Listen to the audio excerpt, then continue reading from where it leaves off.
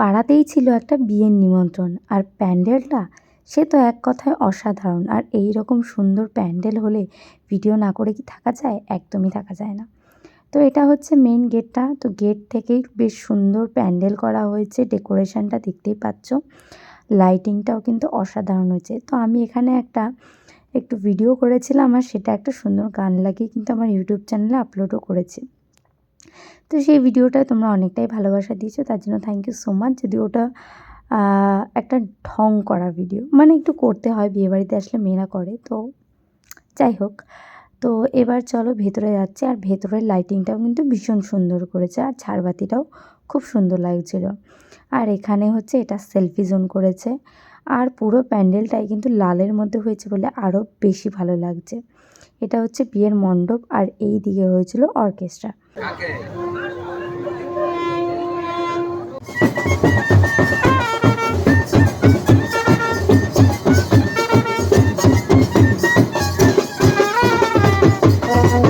বরকে দেখে এসেই খেতে চলে আসলাম। স্টার্টারে ছিল প্রচুর কিছু, এক এক করে সবই তোমাদেরকে বলবো।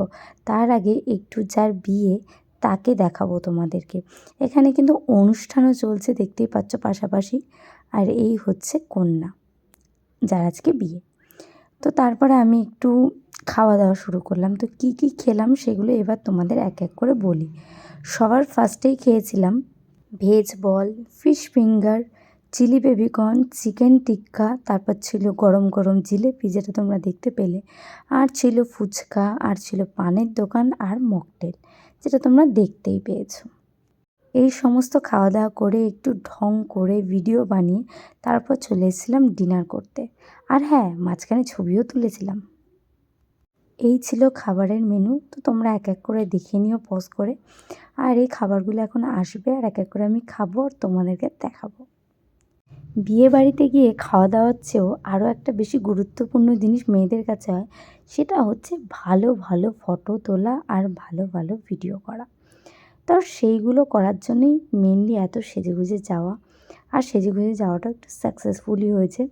আর একটা জিনিস, খাবার দাবার কিন্তু অসাধারণ ছিল, আর প্রচুর অন্য রকমের খাবার খেলাম, যেটা আমি আগে কখনো খাইনি। আরেকটা জিনিস ভেবেছিলাম ক্যাপচার করব, এখানে কিন্তু প্রচুর টাইপের মকটেল ছিল।